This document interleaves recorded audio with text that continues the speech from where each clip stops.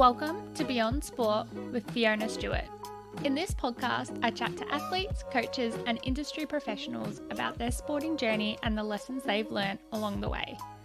Guests range from Olympians to the everyday lover of sport, but the message stays the same.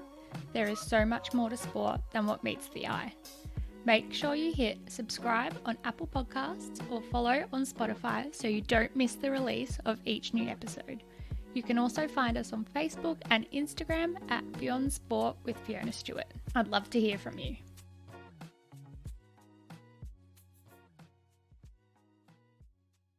Hello and welcome back to Beyond Sport with Fiona Stewart. I'm coming to you today during Melbourne's 6th lockdown with an episode that was recorded 2 weeks ago during lockdown number 5. I don't really have the emotional energy to comment on the politics of the lockdowns. There are so many people that are being affected, but I hope to think that the sporting and fitness community will be able to use the skills they've learnt through sport and physical activity to get them through these tough times. Reach out to your friends and loved ones. Move your body somehow. Even if it's just for 10 minutes, your mental health will thank you. This week's guest has an amazing tip of taking recovery seriously and to prioritise sleep. Speaking of this week's guest, I should probably introduce him. Jack Gerrard, an Australian swimmer who has not only represented his country in 2 world championships, but did so while studying medicine. And he can now call himself a doctor. Jack is incredibly humble and proves to everyone out there that you can do amazing things both in and out of the sporting arena. In this episode, Jack takes us through his early years in the sport and what got him hooked on swimming, as well as the wonderful work he did as club captain for his swimming club. It was actually a Swimming Victoria Developing Young Leaders Day where Jack and I met back in 2014, and it's been amazing to watch his achievements both in and out of the pool since. Jack recently competed at the Olympic trials, which you can watch on Amazon Prime. You can find his 100-metre freestyle swim in day 4 of finals. That's enough from me. Let's hear from Jack. So, Jack, can you tell us a little bit about your sport? You're a fellow swimmer and how you got into it. Yeah, sure. So, as you said, I'm a swimmer. I've been swimming competitively for the last 17 years. I first learned to swim like most Australians do from a very young age, first in the bathtub and then learned to swim lessons and sort of junior squad level and going from there. And I suppose from the competitive side of things, I grew up in far north Queensland and the weather is much more warm and lovely there than it is in Victoria at the moment, unfortunately. And so swimming was a natural sport, I suppose, for the community there and quite popular and a really good social sport as well. So I started just before I was 10 and lots of friends at my local school were getting involved and just starting in more junior development squads. And so that's how I first found swimming and the squad that I learned to swim with at a competitive level. Oh, that's cool. And you said it was like a real social sport. Was there a specific moment that you were like, yes, this is for me, this is what I want to do? I think so. It would probably be my first state championship medal. I was 11 years old and it was the Queensland State Championships. And far north Queensland, there's definitely less people there than there would be in somewhere like Brisbane or one of the major metropolitan cities. And so the competition is probably more sparse, but there's still a great amount of talent coming from that area. And so in my age group in particular, there was probably maybe 3 or 4 of us who were regularly competing against one another. But this state relay provided the opportunity for us to all swim together for the region against other different regional relay teams. And I suppose reflecting on it now, it just demonstrated how competitive and how beneficial it was, all of us working off against each other, because we were able to come away with the gold medal, which was an amazing experience. And I hadn't really worked alongside them in a relay like that before. So learning to enjoy working with and also against your competitors and enjoying the moment was, pretty special for me at the time. And I think also coming from a smaller rural area in Queensland, flying down to Brisbane with the bigger stadium, bigger crowd, more pressure added to the environment was also a really cool experience. And I love that. And from there, I haven't really looked back. Oh, that's amazing. I like that it was when you were young and it was actually that team relay that got you involved? You're like, yes, like this is great. Like, yes, we were competitive against each other, but you had to put that aside and come together and be competitive against, the other regions. That's so cool. Yeah. You started off in Queensland. How did you end up in Melbourne? Um, I did. So I spent the first 15 years of my life up in Queensland, and really loved it. Cairns is a beautiful part of the world, in my opinion, Mm-hmm. bordering on paradise, but depends who you ask. And ultimately, what led me to move down to Victoria was just a change in circumstances and an opportunity that presented itself. So, uh, unfortunately, my coach in Cairns at the time had decided to take a step back and retire from the sport. And I sort of considered other options up in Cairns, but realized that it might be a good opportunity for me to try and challenge myself somewhere else. And so then, with the support of both my parents, started looking at, I suppose, all the major cities along the eastern seaboard, and decided to settle on Melbourne for a couple of reasons. I was very fortunate to receive a scholarship to Melbourne Grammar, and because my family wouldn't be coming with me, it was important to also find somewhere where I felt like I had my own space in a boarding school where I'd be well supported. And I think Melbourne Grammar ticked those boxes. I was offered a single room. Everybody was very kind and supportive when I came down to visit, and it provided the opportunity for me to also challenge myself academically, which has been something that I've always been passionate about alongside my swimming. And so finding the school that was the perfect fit from that perspective took a couple of goes, and I ended up settling and coming down to Melbourne. Oh my gosh, there's so much I want to unpack there, but I'm going to go back Yeah. to the start with the coach retiring. Like, how did you feel? I had one of my first coaches leave the club and move interstate and go somewhere else, and that was a bit of a rocky transition for me because swimming was my whole life at that stage. How did you feel with that? Like, was that really hard for you? I suppose, all things considered, one of the bigger things that I'd faced for my age. My mother had also been previously unwell just before my coach retired, but I think being faced with my coach retiring and then possibly having to move away from home was something very foreign. I lived at home. I've been very lucky to live at home, pretty much the same house for my entire childhood. So that reality dawning on me when my coach said that he was taking a step back uh, was, I suppose, initially quite uncomfortable. And then it was just a matter of taking a step back, looking at the situation, trying to figure out what I really wanted, and what my options were. And as I said, I was really enthusiastic to try and make the best of a unfortunate situation and take up a new challenge somewhere else. Wow. And how old were you when that happened? Because moving out of home is a big thing. So how old were you? Yeah, so my coach retired when I was just before my 15th birthday, and then I moved down to Melbourne by myself just after I turned 15. Oh wow, that's young. Like, Mm. good on you. That's amazing. Thank you. It was definitely a different experience. I think even just moving to the other side of the country completely from Cairns to Melbourne, it's different. It's the same country, but there's many differences between Victorians and Queenslanders, especially Northern Queenslanders and Melburnians. And so it took a little bit of adjustment when I first came down, getting used to how people did things down here. People probably weren't a fan of my Queensland accent initially, and I've probably slowly lost that since being down here now for over a decade. But yeah, still a great opportunity nonetheless. You had that social environment back at Cairns. How did you find like moving down to Melbourne and starting that again, starting that fresh from what you had? Yeah, again, it was a challenge for sure. I think just before I left Cairns, uh, as people grow older, they have different interests and their circumstances might change. And so all of those original people that had been with me for that first relay when I was 11 weren't still around at the time. A couple had taken a step back from the sport, or were doing it for more of an less competitive, more enjoyment perspective. And so by the time I did actually move, there was certainly less competition in the area, I would say. So I think the city, as I said before, did present an opportunity to really challenge myself more. moving down here, I went straight into a much bigger squad than I was used to back up in Cairns. And so I think almost 3 times the size. So theoretically, 3 times the number of friends, and everybody was lovely. I felt very, very welcome, and immediately made some really great lifelong friends. I've been training with Mac Horton for 11 years now. So yeah, it's been a great experience to be in that squad for such a long time. I think it's something really special. And I'm really not sure about other sports, but with swimming, especially, you spend so many hours a week with these people. Like, I wouldn't even call them my friends, like, they're an extension of my family.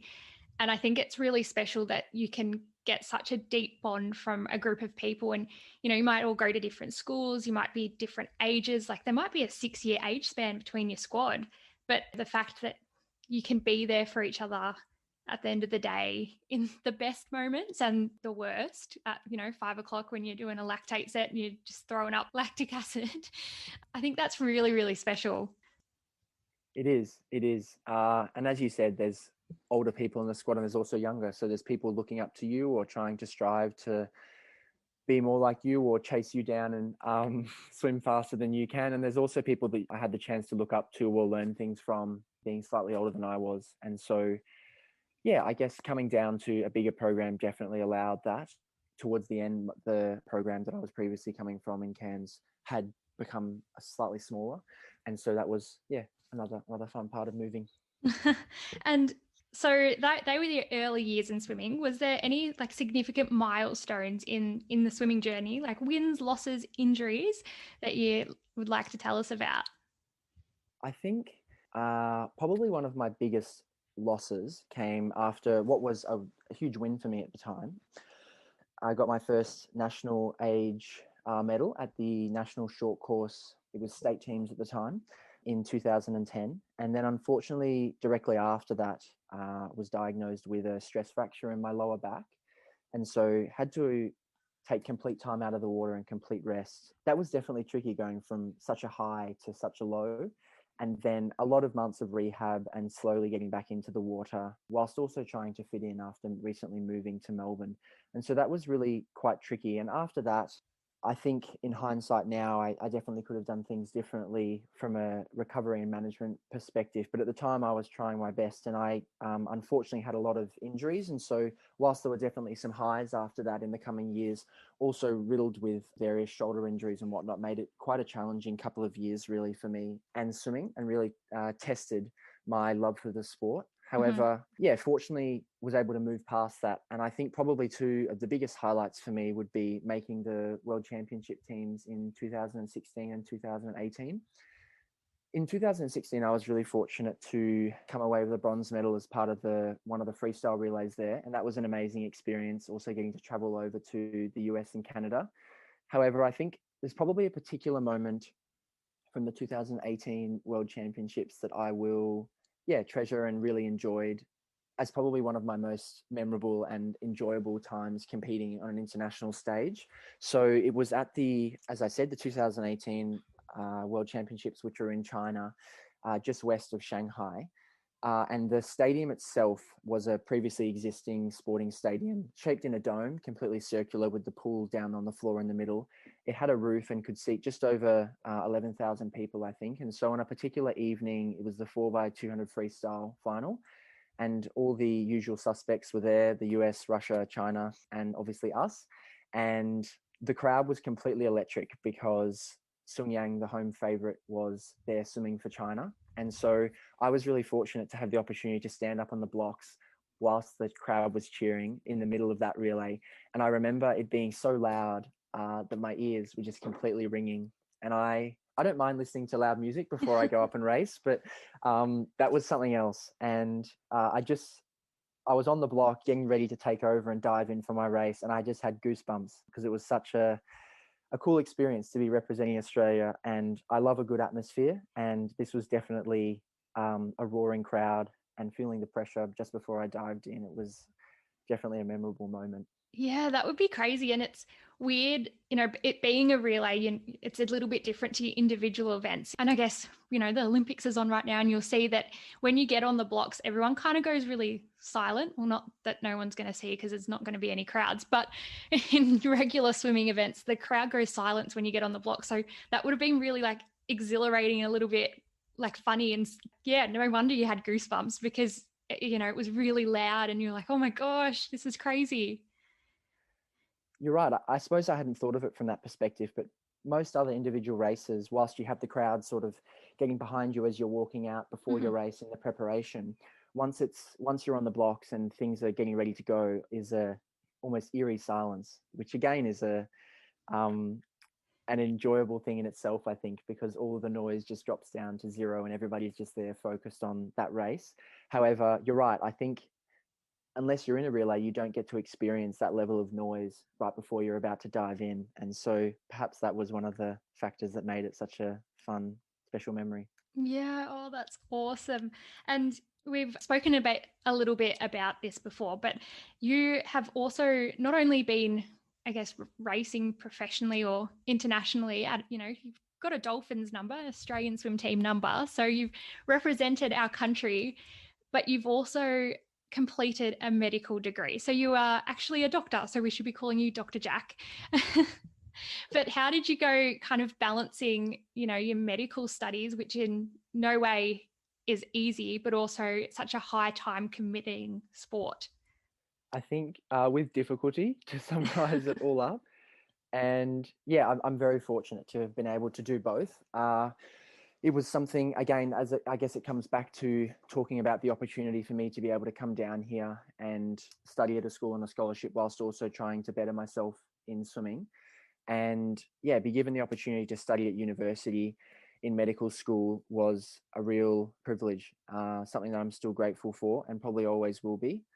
I think balancing the two, they're both really large time commitments, Mhm. and a medical degree is not like other university degrees where you're able to drop down subject load or work part-time or something like that. Unfortunately, because the clinical theory is integrated with all of the other systems and the physiology and the clinical skills that you're learning at the time, it's very difficult to sort of only learn half of that and come back at another time and learn the other half. And so I suppose that the crux of how I managed the two was when I was doing my medical studies, managing that as well as swimming as best I could. And then when I knew that I was going to have a big year of traveling overseas, or there was a key meet that I was really working towards, I would actually take either half a year, or in this case at Monash, where I went to medical school, you had to take a full year off.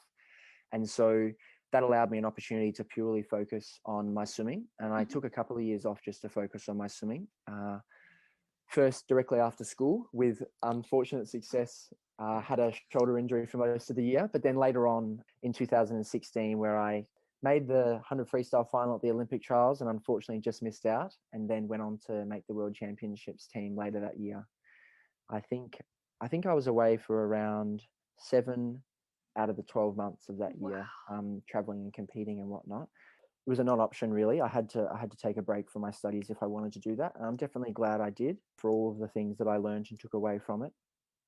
But yeah, it's just about planning out what you want to do in each year. Well, that's what it was about for me, and then figuring out the best way to do that. And for a medical degree, it's often involves, if you are doing a sport that does have a large time commitment, taking time away from the degree as well as managing the two.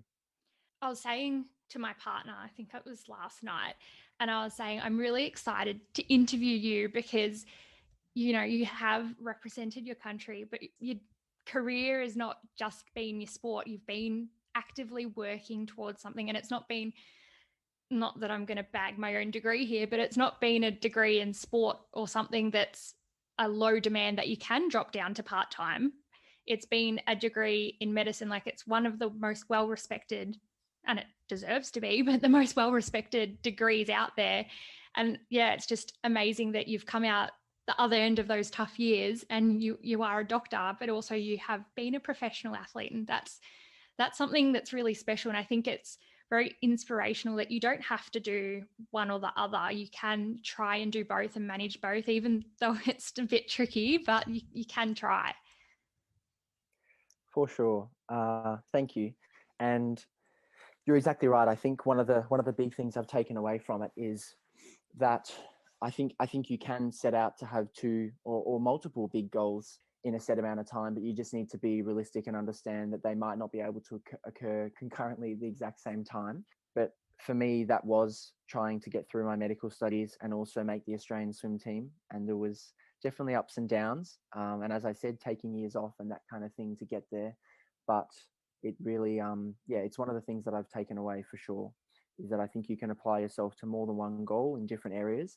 It just is going to take a bit of time and negotiation and figuring out when to peak and do your best at one or the other.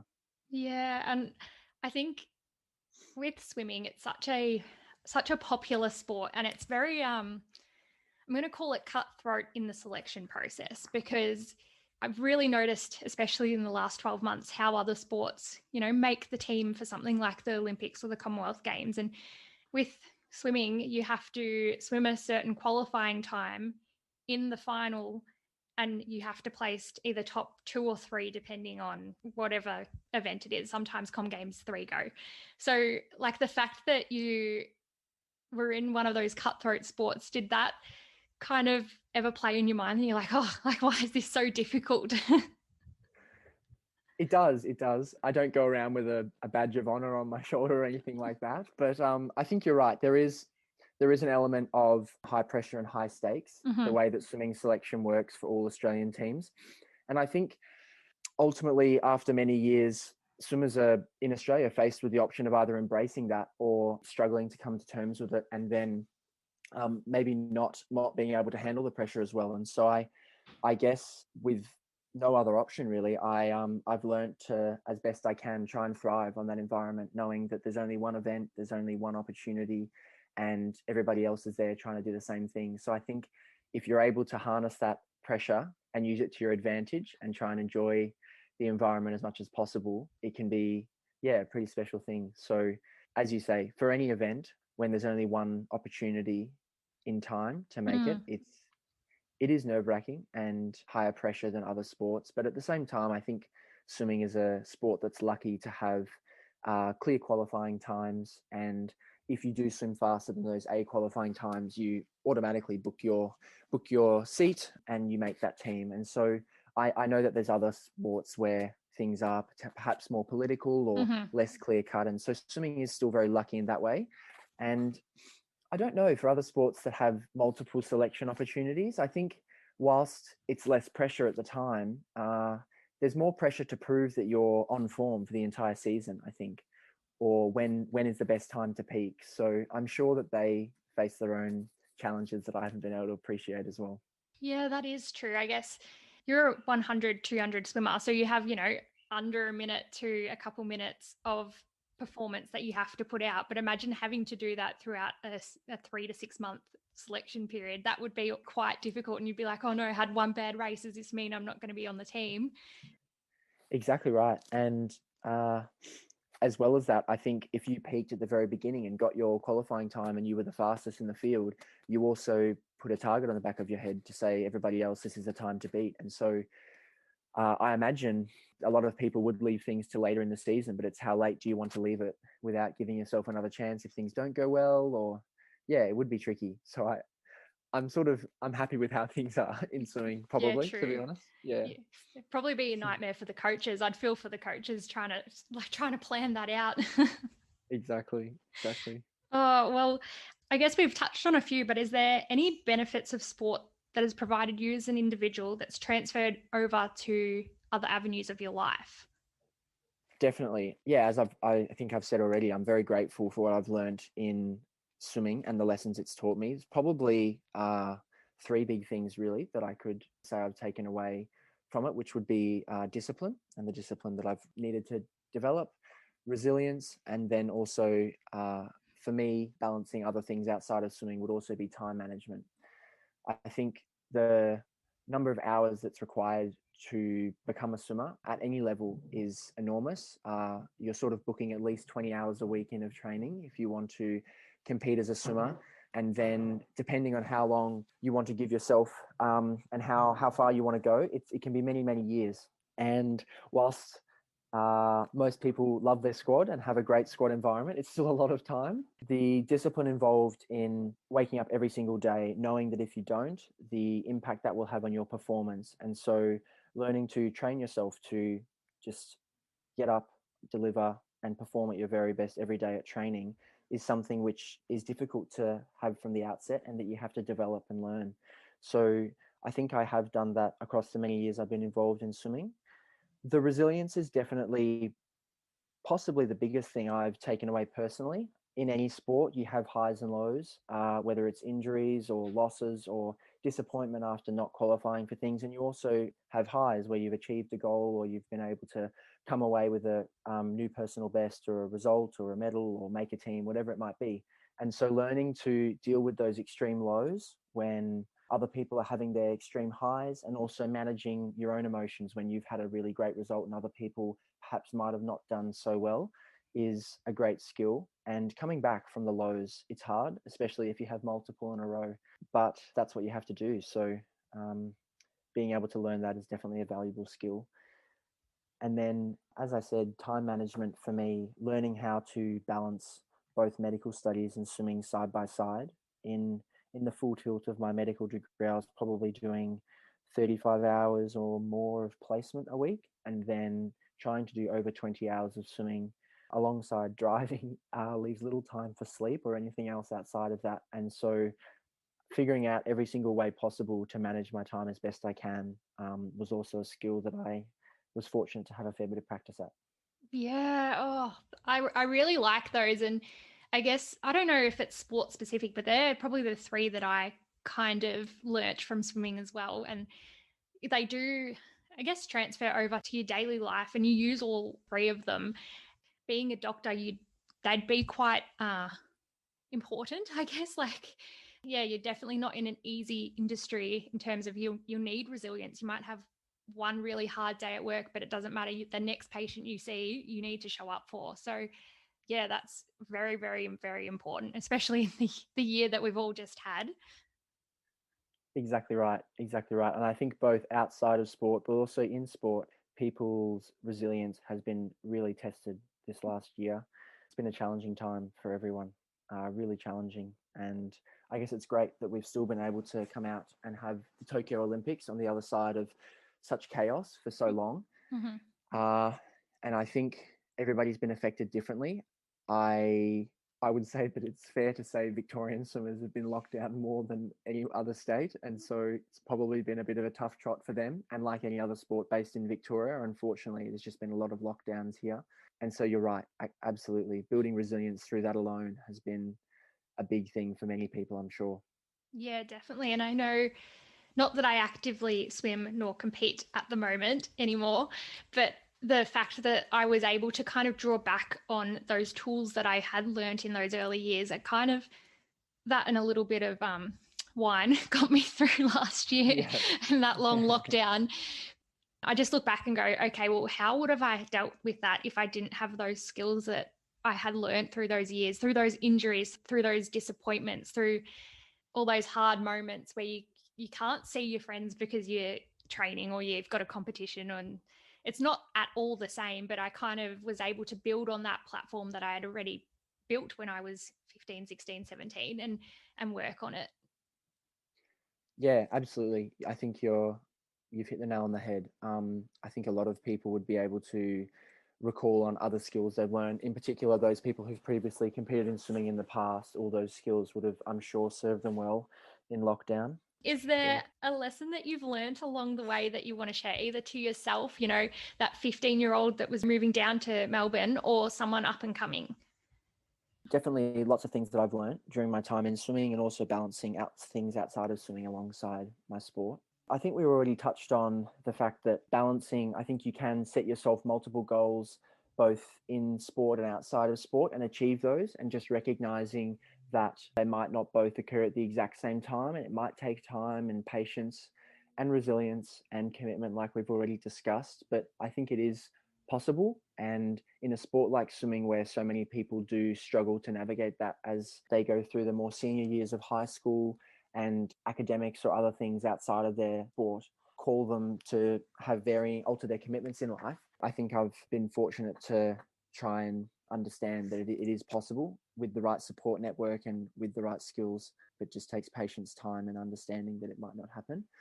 But I think the other two big ones would be probably I've learned a lot about recovery and to appreciate the importance of recovery, in particular sleep, Mm-hmm. and also self-belief. The many years of injuries that I mentioned earlier, I think one of the biggest factors or causes for that was a complete lack of sleep and focus on my recovery for me. I was at boarding school, waking up at 4:30 in the morning and riding a bike to MSAC here in Melbourne, and then training, going back to school, doing school all day, riding back to the pool, doing gym, doing swim, getting home at 7:30 or 8 o'clock at night, eating dinner by myself in the dining hall, and then doing study and going to bed, and probably only getting around 6 hours sleep. And because that was most of my high school, I then continued that habit into my early years after school and when I started university. And it wasn't until I realized the importance and how much of an impact that had on my performance, adequately sleeping for 7 or 8, or if you're lucky enough, 9 hours a night, it can make an enormous difference. And so for me, that's probably been one of the key, and it sounds simple, but one of the key things for me taking my performance to the next level is, despite taking on lots of different things and enjoying challenging myself in different areas, prioritizing sleep so I can perform or try my best every day has been important. And then self-belief in all sports is crucial. When you stand up behind the blocks, or whatever else the analogy would be for another sport, you want to have complete belief that you can do something. It's really challenging if you hop up behind the blocks and think, I can't do this. I'm not good enough. I don't think I can achieve my personal best or improve. And so learning what you need to do to tell yourself that, and to wholeheartedly believe without any doubt in your mind that you can do something and set your mind to that, is an amazing skill. And once you understand how to get yourself into that mindset, I think it's also slightly liberating, or it's a bit of a freedom in a way, because you can focus on enjoying the moment more when you have confidence in yourself that you can achieve something, and there's less of the jittery nerves and fear and all of those negative emotions that surround it.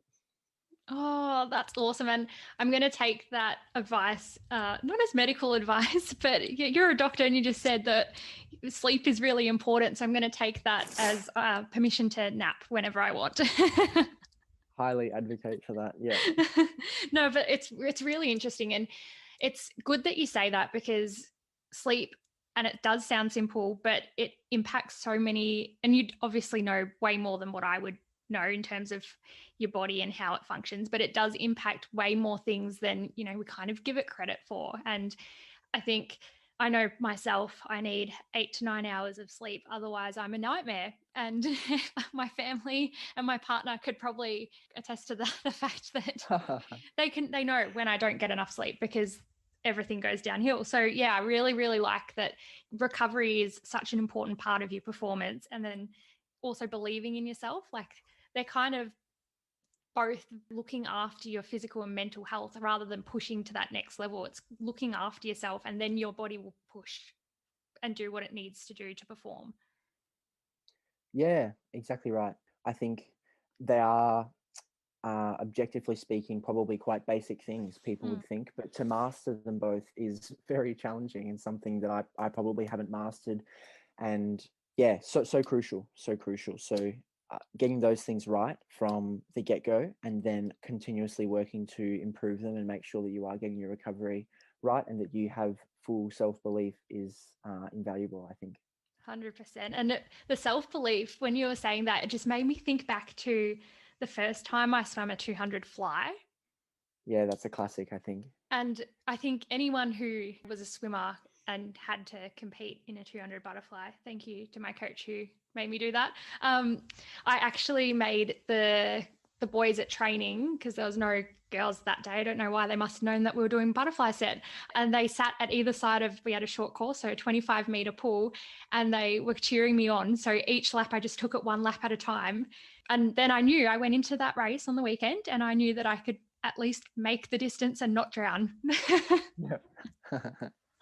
You've done it before. You can do it again. Yeah, and I think swimming, I'm sure it's like all sports, but swimming is one of those things where you probably do put some of the hardest yards in the pool in training, really. Mhm. When it comes to race day, it is more of a automatic motor pattern exercise. Having said that, obviously, the longer the race becomes, the more tactical and the more aerobically, physically challenging it is. But certainly, sprinting is very much a motor patterning Yeah. and learned habit for racing. But yeah, I think most swimmers have the age-old sort of war stories from where their coach had put them through the various sets that they have. I know that our coach used to have this policy that if you were talking whilst he was, even by accident, you scored an 800-meter butterfly. Oh. So that helped build confidence for the 200-meter butterfly if you had to do 800. But yeah, I think swimming is definitely, like all sports, probably changing away from that kind of behavior. But It's becoming yeah, you don't punish people with swimming. I think that's the whole exactly. coaching philosophy now is you reward good behavior and you don't punish with the activity that they're supposed to be doing anyway. Exactly. Yeah. Oh gosh. So yeah, I just look back and I'm like, how did I do that? I certainly can't do it now. Yep, me too. Me too. It's like the younger years, people have different theories, but I think that sort of middle teenage years and even maybe before then, it's crucial for building a good base, Hmm. um, and really setting yourself up in the sport of swimming anyway. But I'm sure it's the case for lots of sports, and yeah, lots of, as you said, punishment, but hopefully less of that is happening now. No, but it taught us things. Like we've come out the other end and I'd say we're okay. I would say that too. Yep, agreed. We still remember the instances that we had to do it. Are slightly traumatic, but we're okay. Yeah, yeah, it's funny. It is coming back to what we said about squad environment though. Often when you catch up with old squad mates or people that you went through it with, it's a fun thing to laugh and bond over for sure. All the memories that you shared and the tough times. Yeah, Yeah, but also the good times, like the funny things that happened. Like, yeah, gosh, exactly. yeah, too many to speak about, I think. Yeah, I think so. I think so. So, have you been involved in a project where sport has been used to develop the community? Probably the best example for me would be I was fortunate to be club captain of my local swim club, so Melbourne Vic Centre, for a number of years. And in that role, tried to be involved as I could and do various different initiatives and start ideas and make sure that the club and the community was as connected as possible, because the club was quite large, Mhm. hundreds of swimmers, and you had a complete varying of age from very junior squad level of 6 or 7, even learned to swim actually, all the way up to the podium squad where there were people in their mid 20s, and as well as that, like a masters squad that obviously was even full grown adults and elderly people competing and enjoying the sport still at that stage. So lots of different people in different walks of life at different stages. And yeah, whether it was organizing award night every year, that was always a fun thing and a great occasion where people got together and enjoyed themselves and celebrated as a community. But a particular event that I did was an amazing race for my club. There was a couple of hundred kids involved, and the way we organized it was myself and the other club captain set up teams. So one of the swimmers from the senior performance squad would be coupled in with a few of the age group squad, and then also a few from the development squad. So you had all different age groups, and then you had a sort of team leader or captain, I suppose. And that was a really fun day where people were running around Albert Park here in Melbourne for probably 3 or 4 hours. Some people less, some people got quite lost. But these young kids looking up to their team captain and just enjoying a laugh and doing something completely separate and distant from swimming, but Mhm. also the team leaders reflecting on what they've been through. And I think remembering those times when they were in the development squad and what that was like for them, and perhaps what they would have liked to know more of. And I think at the end of the day, some of the younger kids were talking to the team captains and team leaders quite a relaxed way, and it really helped boost the community for sure. So that's a particular event that comes to mind. Oh, that's awesome. And it's that not only the club morale, but it's the, the older kids reflecting on what they might have wanted to, as you said, learn when they were the young age, and then them teaching those lessons and passing on their knowledge and those skills onto the younger kids. Like that is exactly what sport can do. Like that is the whole essence, put simply, of sport. Exactly. Yeah, there's a lot of inspiration and passing down of generations. And yeah, I guess everybody's different, but a lot of people do like to have an idol or someone they look up to. And if that person is in your squad or someone in your local community, it can be really special to get to know them more and work together, I think. Yeah. Oh, definitely. Well, I really Yeah. like that. So my last question, it's a very big question, so you can answer it in terms of wherever you want to take it. But where do you see the future of sport? I suppose two things I want to discuss, or I think talk about on this question. The first one being swimming is in principle a sport where everybody is striving to find the pinnacle of human excellence or Mhm. the limit of what a human can achieve and how hard we can push ourselves as a race. Really, it's once you're in the pool, once you're racing, it's just whoever can be the fastest. There's very little politics or ulterior motives or games at play. You have your own lane, and it's just you versus the clock, which I think is a really cool thing. So the future, I suppose, both physically and mentally, will continue to change. I think physically, we're already seeing it in swimming, but in lots of sports where the introduction of sports scientists, exercise physiologists, and people who are taking enormous amounts of data from people's everyday life, as well as their heart rate variability overnight, how much sleep they had, their heart rate during the session, their times from the session, and looking at all of that data and figuring out their loading, how they're performing, whether they're too tired, whether they're too fresh, and how to optimize each individual's performance is going to be crucial for maximizing each person's potential, I think, in the future. And then mentally, it's definitely been something that's been growing, I suppose, since my time in the sport. And I feel perhaps was maybe more overlooked when I first started out as a very junior and is becoming more recognized and encouraged now, is finding a way to get a mental edge, finding how you can find that space of complete confidence, of relaxation, of control. I know a friend of mine in my squad it was a specifically designed headset where, if you can imagine, it has a band that goes over the top of your head like normal headphones do, and has these soft silicon triangles, and you put gel on your hair and then dig the headset onto your head, and it emits something. I can't remember what, and I should know more about the science, but it emits something, and the that part of the brain is it's known as the somatosensory cortex, and is also the part of the brain responsible for controlling all motor function. And so the idea is that this activates that part of the brain without you even have to move. And so, yeah, technology like that, who knows? But I think we will continue to find small little ways to improve and push that limit. And the second thing for swimming in particular, especially in Australia, is the idea of it becoming a professional sport. Mm. There's the International Swim League overseas that started and been running for a few years now in both Europe and America. And Swimming Australia has just recently announced the Australian Swim League, which is by no means at the moment a comparison to the AFL. But one day, who knows? Maybe it will be. And I think it's an amazing chance for swimming athletes to try and earn some sort of living, Mm-hmm. for them to be able to make more of a career out of it, and for the sport to progress overall. Because if people aren't having to manage part-time jobs and other commitments and are able to fully commit, I think would be a fantastic opportunity. And in a country like Australia, where swimming is so popular at the major meets, whether it's Com Games or Olympics, this might provide further opportunities for your sort of average spectator to be able to get involved. And I think there is potential for sure for people to get involved and for it to really take off. So I'm keen to see what happens in that space.